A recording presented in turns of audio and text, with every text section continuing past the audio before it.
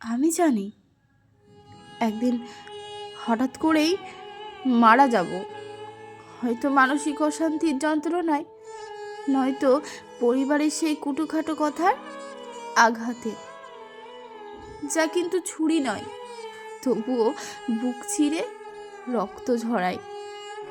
আমি শুধু শান্তি চাই।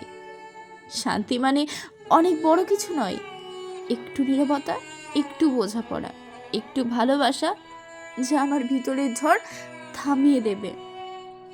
কিন্তু কিন্তু সেই শান্তি আমি পাই না। কেন পাই না আমি জানি না। হয়তো আমি অভিশপ্ত, হয়তো আমি এমন এক মানুষ যার ভাগ্যে কেবলই কষ্ট লেখা। বাইরে জানো আমি খুব হাসি, কথা বলি, কিন্তু ভেতরে আমি প্রতিদিন মরছি।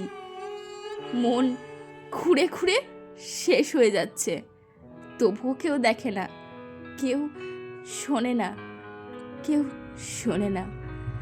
আমি শুধু ভাবি, যেদিন আমি থাকবো না সেদিন হয়তো বুঝবে সবাই। সেদিন হয়তো বুঝবে সবাই একটা মানুষ কতটা কষ্ট লুকিয়ে বেঁচেছিল। জানো, কলঙ্ক কেবল নারীর কপালের অলংকার, পুরুষের গায়ে সে দাগ রাখে না কোনো দিন। সে তো সমাজের চোখে চিরশুদ্ধ, চির অপরাধহীন।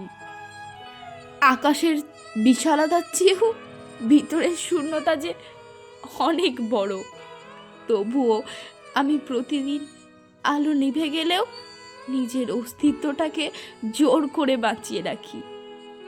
হারিয়ে যাওয়া কাহিনীর শেষ পাতায় আমি প্রতিদিন নতুন আশার দাগ খুঁজি, যেন ভাঙা স্বপ্নের ধ্বংসস্তূপ থেকে আবারও দাঁড়ানোর একটুখানি কারণ পাই। ভেতরটা ভেঙে ঘুরিয়ে গেলেও বাইরের পৃথিবীর সামনে হেসে যায়, কারণ আমি জানি বেঁচে থাকার অভিনয়টাই আমার একমাত্র বেঁচে থাকা।